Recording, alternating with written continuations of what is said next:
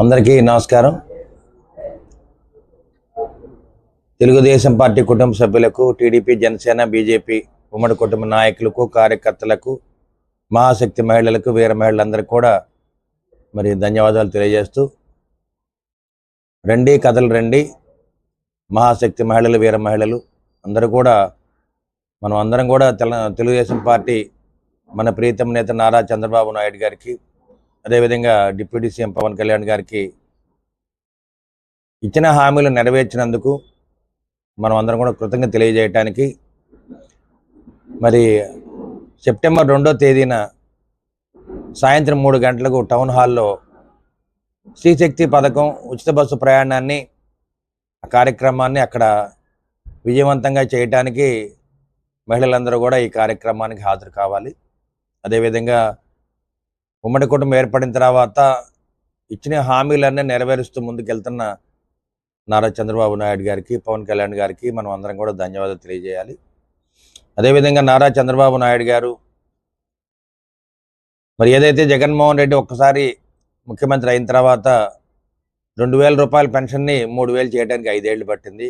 కానీ చంద్రబాబు నాయుడు గారు వచ్చిన మొదటి రోజే 3,000 రూపాయల పెన్షన్ని 4,000 కూడా చేయడం జరిగింది.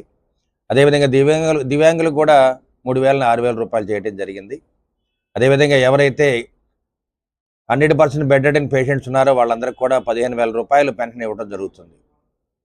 ఇవన్నీ కూడా ఉమ్మడి కుటుంబం ఏర్పడిన తర్వాత అసాధ్యం అనుకున్న అన్నీ కూడా సుసాధ్యం చేసిన ఘనత మన సీఎం గారికి, డిప్యూటీ సీఎం గారికి దక్కింది.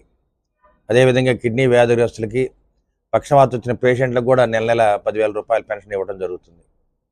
అదేవిధంగా దీపం పథకం 2 ద్వారా కూడా ఉచితంగా గ్యాస్ సిలిండర్ పంపిణీ చేస్తూ ఉన్నారు.